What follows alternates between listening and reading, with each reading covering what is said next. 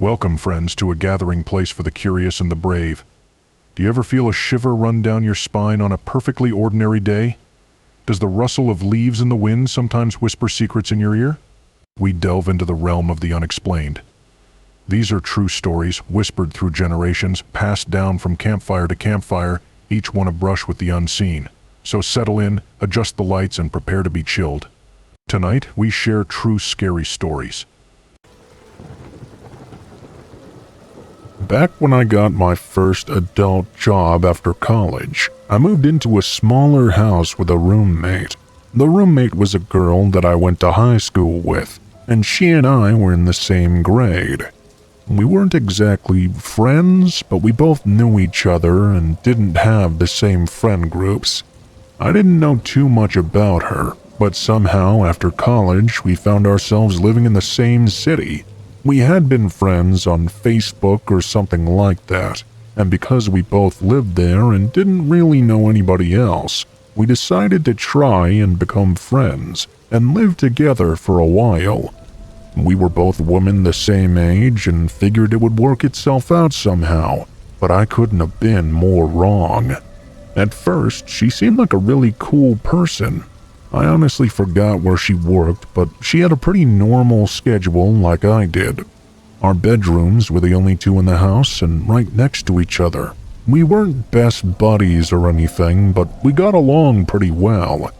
At least, at first we did. She seemed to start exhibiting some sort of strange behavior. I remember I started noticing her leaving and coming home at all kinds of odd hours all the time. I would wake up to hearing her leaving in the middle of the night or coming home. I was a light sleeper. These times could range anywhere from midnight to 5 a.m. I had no idea where she could be going or why this started happening so much. It was at least several times a week. I remember one time I brought it up with her, asking why she was leaving at 2 a.m. She flat out denied it and said I must have heard the neighbor. I didn't tell her I knew it was her, because I realized that whatever it is she was doing, she really didn't want me to know. I didn't really think that much of it for the most part, though. Everyone has their own secrets. One night, several months into living there, I was out late with some other friends. I got back at almost midnight. After arriving back home, I went inside. All the lights were off, so I turned on some of them. I noticed that my roommate's door was wide open, and she didn't appear to be inside. I called out her name, wondering if she was home. I figured she must be gone again when she didn't answer. I went into my bedroom and changed, got in bed quite tired. After closing my eyes, for some reason I had a hard time getting to sleep. I laid there for around 20 minutes, trying to get any rest, but it was like I was suddenly not tired anymore. I began to hear this strange noise inside my room. I had no idea what it could possibly be. I looked up and tried to search around. Eventually, I noticed my closet door was open slightly. All of a sudden, it began opening fully, and I saw my roommate emerge from inside. It was really dark in there, but I could clearly tell it was her. It was so strange. I had no idea what she was doing. I sat up and asked her what the hell was going on. As I spoke, she looked over and saw me, then immediately bolted into a sprint out of my room. I stayed where I was. I was just so confused. Only a minute later, I heard her run out the front door. At that point, I decided I needed to get out of there as soon as possible. For the next couple of days, I packed up my stuff. I don't know where my roommate was during that time, but she was never in the apartment. I moved out after that. I haven't spoken to her since. She blocked me on all social media, and I don't know why she was hiding in the closet in my room. She probably didn't expect me to get home when I did. That's why her door was open, and why she was in my room still. She must have had to hide in my closet and waited until she thought I was sleeping to try and leave. I'm glad I couldn't sleep though, and that I noticed what she was doing. That was by far the creepiest roommate experience I ever had.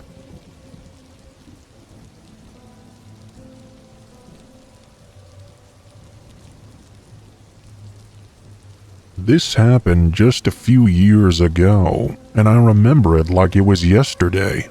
Me and a friend Ethan had planned to have a sleepover at some point during the summer. Me and Ethan had been pretty close friends ever since the day we met. We really liked hanging out with each other all the time. We were only 15 and 16 when the story occurred.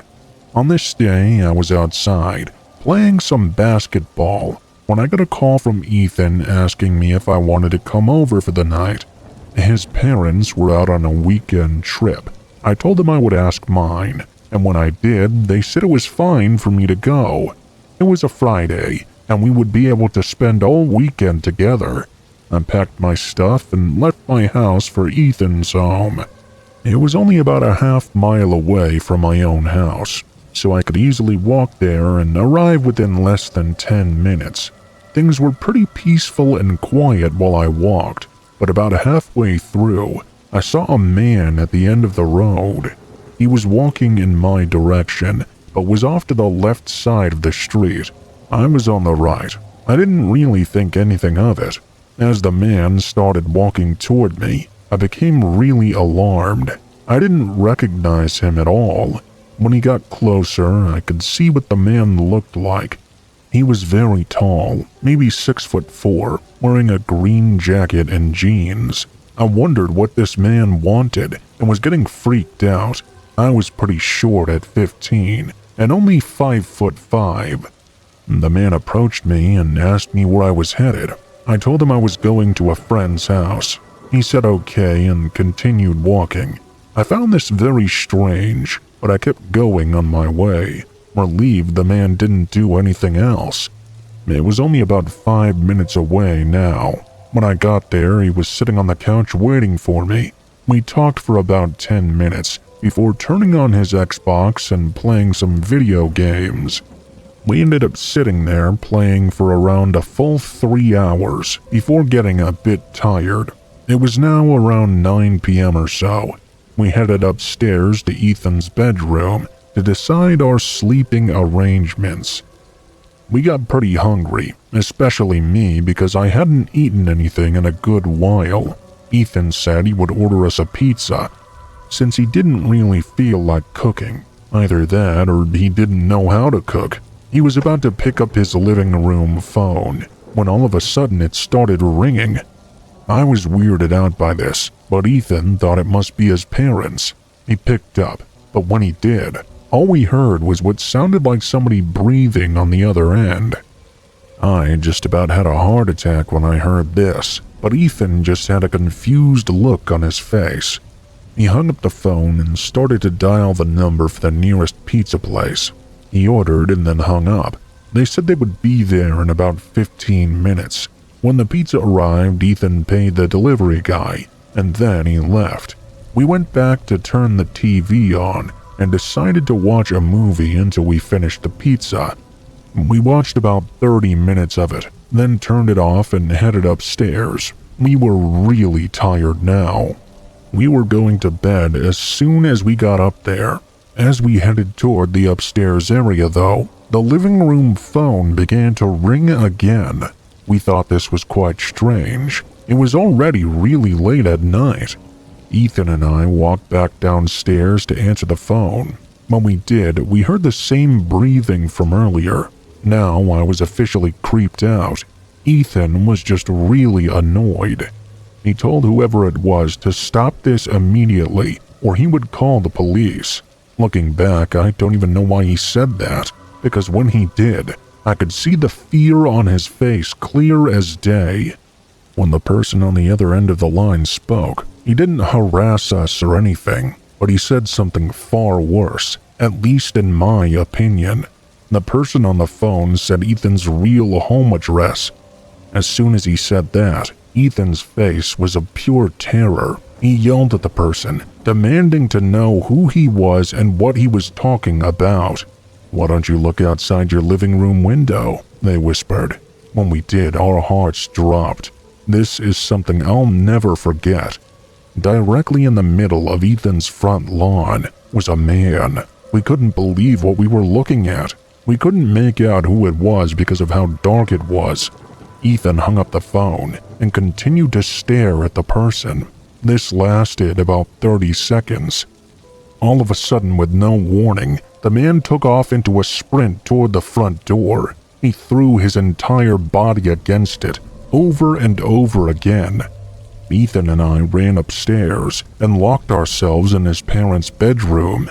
Ethan then took out his cell phone and called the police.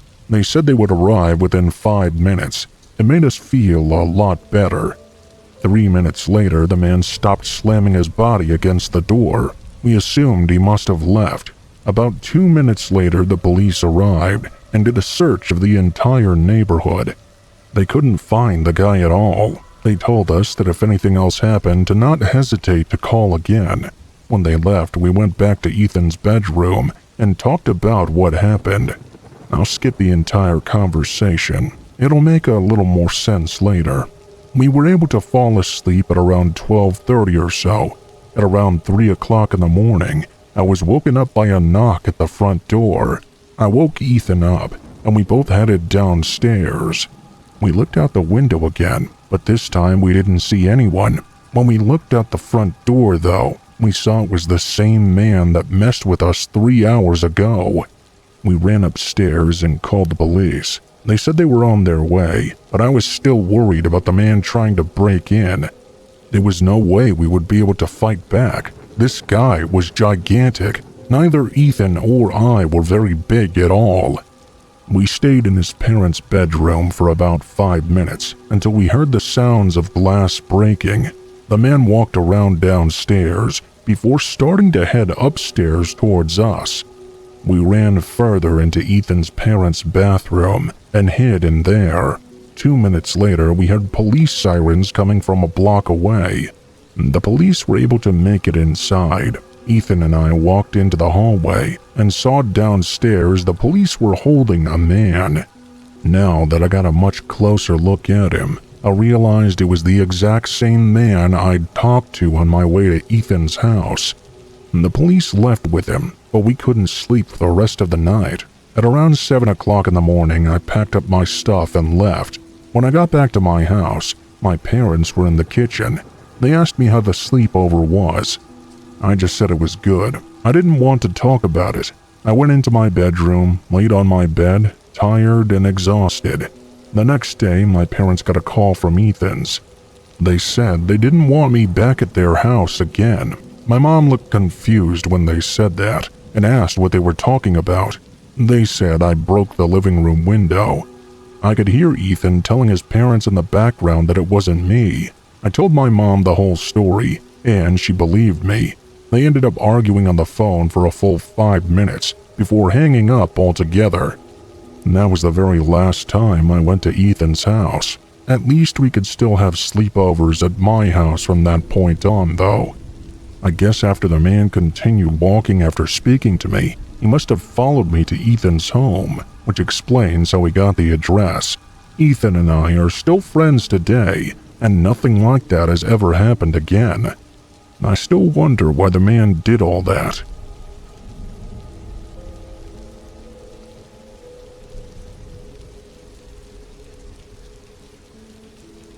This is a scary experience I had when I used to work at Starbucks. I was an employee there several years ago and worked there for almost 2 years.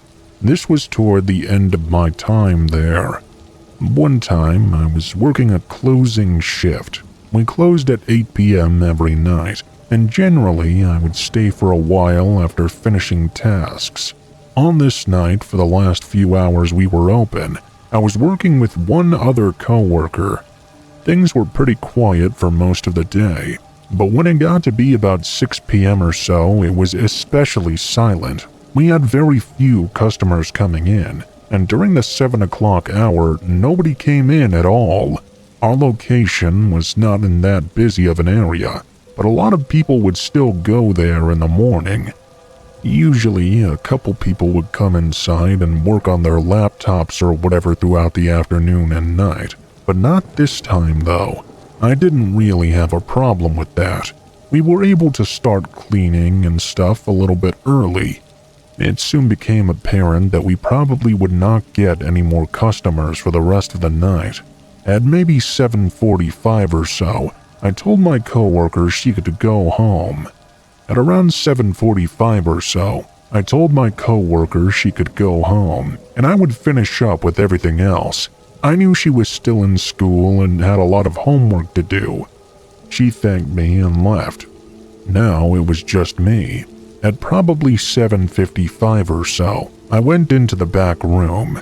I was doing some of the normal tasks I would do when we closed. I spent about 2 or 3 minutes in the back room area. I was going to go back out. We had a large swinging door with a small window in it that separated behind the counter from the back room area.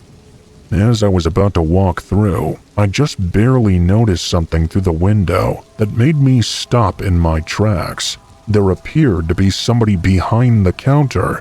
This was really strange. I hadn't heard anybody come inside or anything. It wasn't my coworker either. It was a man. He was somewhat tall, at least taller than I was. At first, he looked like he was wearing a hat, but when he turned a little, I saw it was a mask, a full ski mask. He was near the cash register. At that point, I realized this guy was probably trying to rob us. I moved back from the door and went further into the back room. I felt like an idiot for not just locking the doors and closing early. He must have entered when I was in the back, and I didn't even notice. As I walked further back there, though, I heard footsteps approaching the door between us. We had a decent-sized back area, but there was not a lot of space there. It was mostly filled with various boxes of all sizes and extra supplies such as ingredients and cups. The first thing I thought to do was find a large box in the back corner. Being the smaller female that I am, I jumped inside of it, trying not to make any noise.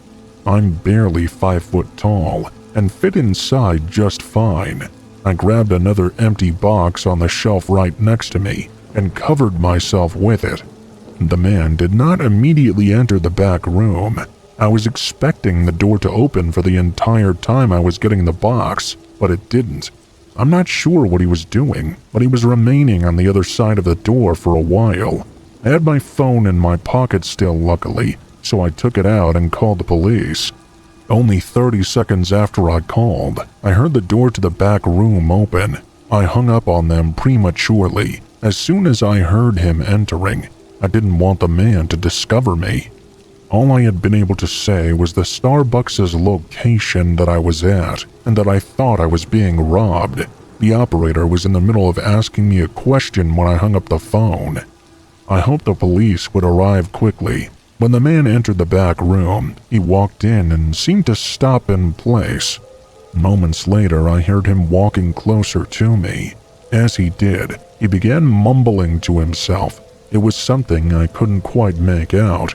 My heart was racing like crazy, and I hoped he wouldn't find me. I was hidden pretty good, but it was a terrifying situation to be in. He got within 10 feet of me, then turned and walked back. A short time later, I heard the door behind the counter open and close again. After that, I didn't hear a whole lot. I stayed hidden where I was and didn't dare to leave. I texted friends and family and waited inside the box for 30 minutes. I heard some more noises coming from inside, and before long I realized it was the police. I found out the guy had left before they got there, unfortunately. I told them everything I could, and we looked at the security footage as well. The man had indeed entered when I was in the back and went right behind the counter for the cash register.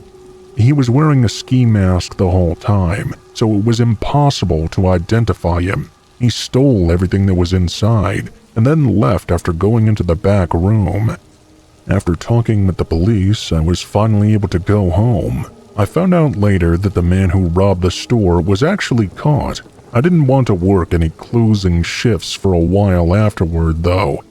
I think I worked there for another month or two before I quit altogether. I wonder if the guy was watching the store from outside and saw me go into the back. I really have no idea. Either way, it was good timing that I wasn't behind the counter when he entered. I wouldn't want to know what would have happened.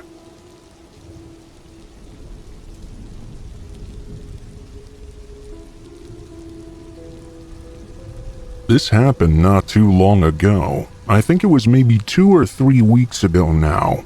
I was in the city and I work downtown. I take the bus there from my apartment. After work one day, I did a little bit of shopping and then was heading back to the bus stop. I really had to use the bathroom, probably because I'd been drinking a lot of water. At first, I was just going to try and wait until I got home, but I realized that I really could not wait that long. As I walked down the city sidewalk, I looked out for any business that would have a restroom I could use.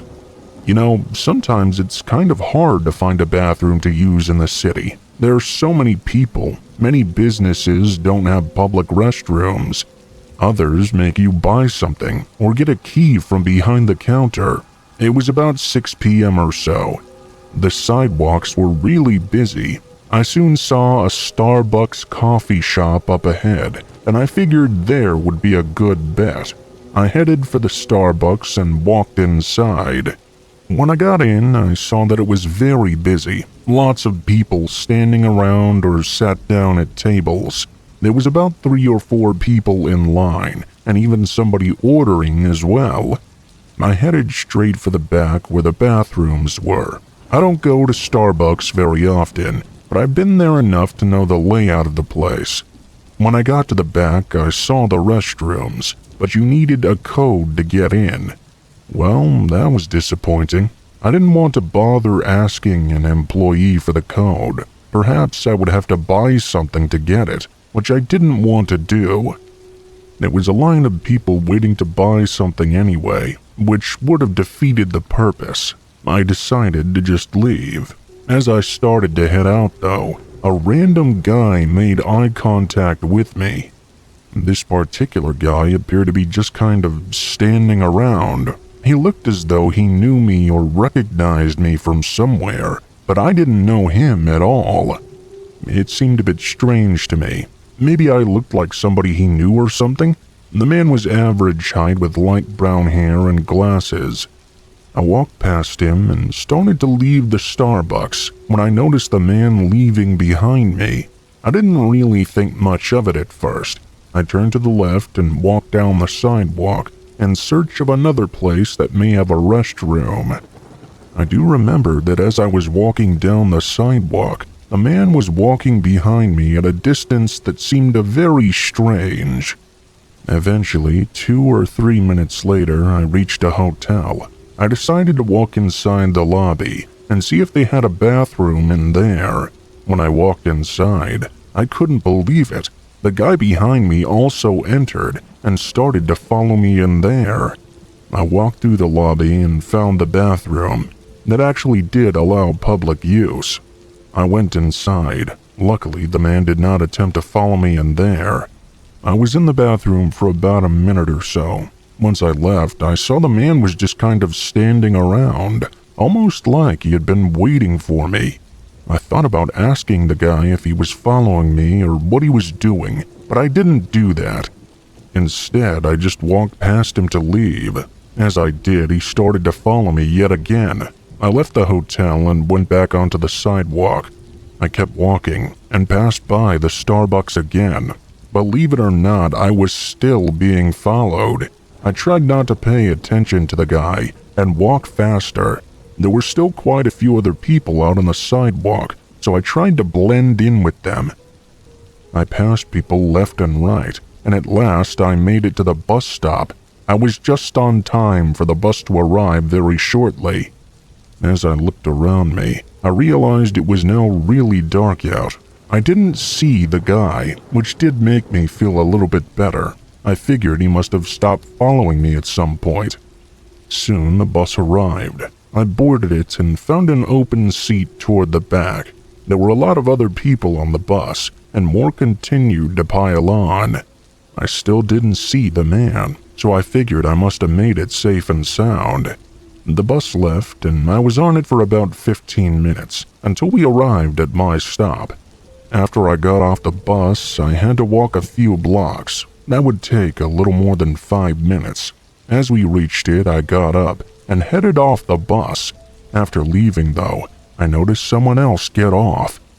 I thought to myself, there's no way that's him, but when I looked behind me, it was the very same guy. He had been on the bus the whole time, blending in with the crowd. I hadn't noticed him at all. I couldn't believe it. I was so freaked out. I just started running. I sprinted as fast as I could, all the way back to my apartment. I didn't even bother to look back the entire time. When I made it back to my apartment building, I used my key fob to get inside and made sure the door closed behind me. I didn't see the guy as I did so. I went up to my apartment on the second floor and luckily did not see the man again after that. That was all several weeks ago. I have no clue who the guy was or why he followed me. I'm hoping he didn't see what building I lived in. I just don't know though. Did he keep following me as I was running? I have no way to tell. All I can do is hope he never comes back.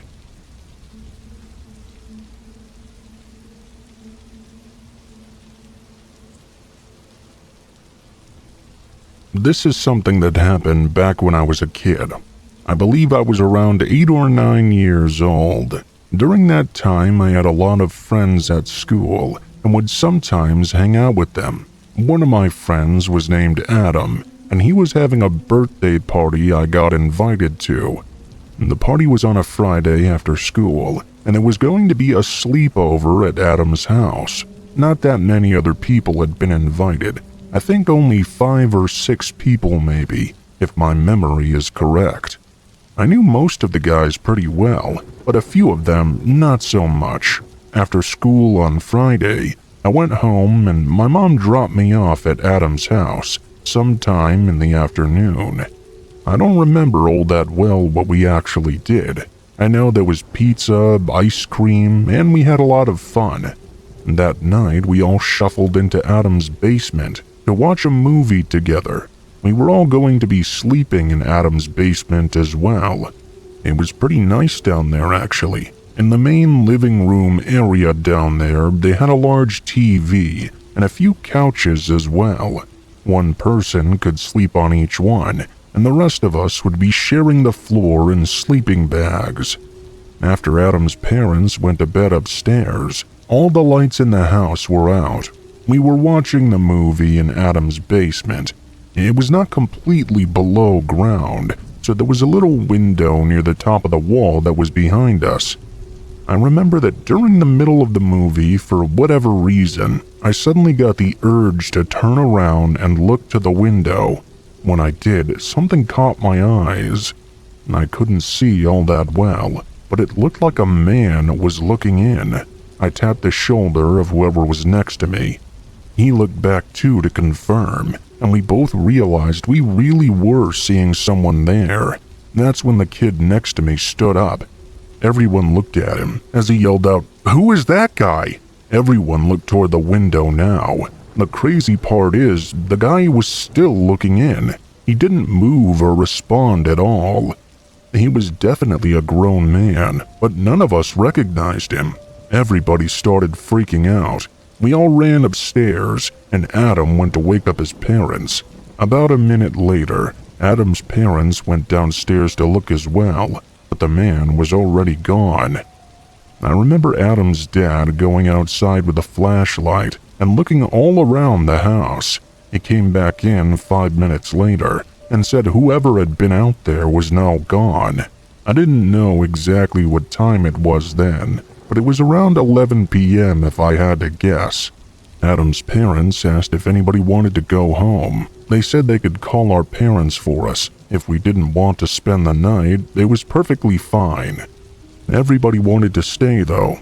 I think we all figured it was just some random guy looking in for whatever reason, and that he wouldn't bother to come back. Plus, there were 6 of us there, so it didn't feel that scary in the moment. After that, Adam's parents went back to bed, and all of us kids shuffled back into the basement, where we resumed our movie. Occasionally, I would look back toward the window as did a few other kids, but none of us saw the man again. He really seemed to be gone for good. After the movie, most of us got pretty tired. I was sleeping on the floor, so I shuffled into my sleeping bag and quickly fell asleep. The very next thing I remember is waking up. When I did, I noticed it was completely dark out still. I wanted to go back to sleep, but I suddenly wasn't tired at all.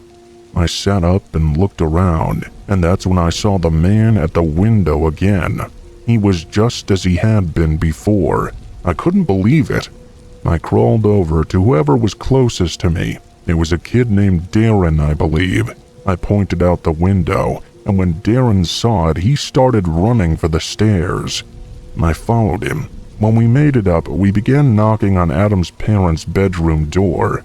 They woke up, and after we told them the man was back, they called the police. We went downstairs, and the guy was now gone once more. The police came out, and everybody woke up now. The man was not found, though. We all stayed up for the rest of the night. I think it was about 4 a.m. when the guy came back the second time. After that, all our parents were called pretty early in the morning. They came and picked us up. I would guess the man never went back to Adam's house after that. I think if he did, Adam would have told me, but maybe he just never noticed. That was definitely the scariest experience I ever had at a sleepover, though.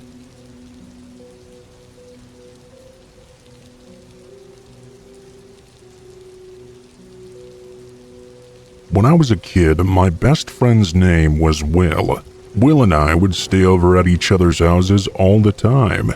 It was always a lot of fun when we would have sleepovers. Usually we would watch movies or play video games.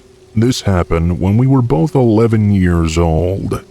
I remember that I went over to Will's house to spend the night. He lived just a few miles away from me and had kind of a large backyard. There was a patch of woods back there as well. After I went to Will's house, we stayed around playing video games, just like we usually did. I remember his parents had gone to bed, but we were staying up pretty late in Will's bedroom. He had his own TV in his room, so we weren't really bothering anyone. At around 1 in the morning, we were still gaming and going strong. It was summertime, and we didn't have school the next day or anything, so we wanted to maximize our time together.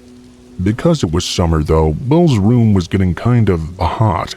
I remember he walked over to open up his window because it was cool at night outside. There was also a good breeze going, it seemed like. After opening up his window, though, I heard him mutter, "That's weird." I wondered what exactly he was talking about. When I asked him, he said he thought he could see somebody in his backyard. I got up and walked over to him to look as well. We hadn't been able to see out his window before because he always kept it covered with a blanket. It also didn't have a great view of things unless you were standing right in front and looking out of it. When I looked, I didn't see anybody. Will said that the guy was gone now. There were quite a few trees and bushes in Will's backyard. Hearing that Will thought he had seen a man back there was really creepy, but it was also sort of exciting in a weird way. I asked Will where he had gone, what he looked like, all that sort of stuff. He said he'd only seen the guy for a split second, and that he'd run behind one of the trees so he hadn't got a good look at him. He also said the guy had been kind of far away.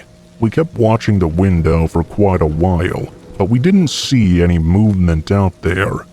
Will then asked me if I wanted to go out. I guess we were feeling sort of brave. I said yes. It was really dumb looking back. We should have just stayed inside. We decided to go outside and look around to make sure that everything was truly okay. We left Will's bedroom and walked through his house to the back door. We decided to go out the back door for his garage, which was connected to the house. After we got outside, it was very dark and quiet. There was the sound of leaves rustling in the wind, but that was all we could hear. We walked close to the house at first, just looking around. Everything seemed to be fine. We quickly went from feeling a bit nervous to feeling very relaxed. It seemed like whoever had been out there was gone by now.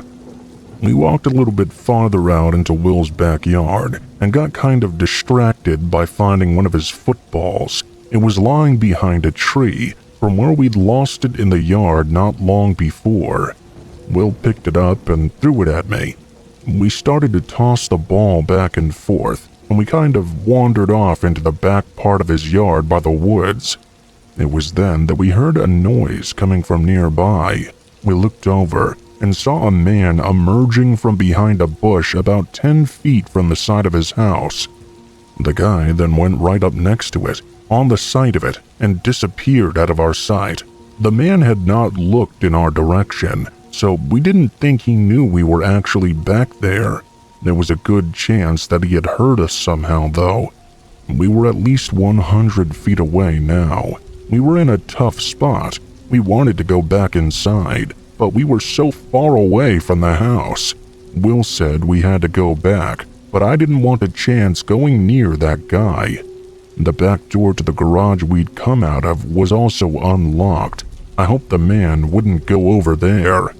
The good thing for us was that the garage door was on the opposite side of the house from where the man was. Now that the guy was out of our sight and had disappeared, we didn't know if he was in the front yard or what.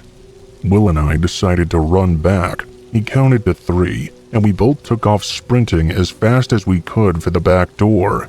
I didn't look in the direction where the man had gone the entire time. I didn't want to know where he was. We pretty soon made it back to the back door. Will and I both jumped in as fast as we could and slammed it behind us. We locked the door as soon as we were inside the garage. It was a crazy adrenaline rush for just a second. I felt relieved, but then we heard the doorknob begin to turn. This was less than 5 seconds after Will had locked the door. I couldn't believe it. Will and I ran back to the door leading inside of his house. We went inside and made sure to lock that door as well. Will ran to his parents' bedroom and woke them up. Within minutes, the police were called, and Will and I hid underneath his bed. The police got there a short time later and searched the entire property, but never found the man. He must have fled while they were coming. We answered questions as best we could, but we never got a very good look at the man. We only saw him at a long distance and in the dark. I really couldn't tell any significant details about him. After the police left, we finally went to sleep. The guy never returned, luckily, and I went to Will's house countless more times after. I stayed over many times as well, and nothing like that ever happened again.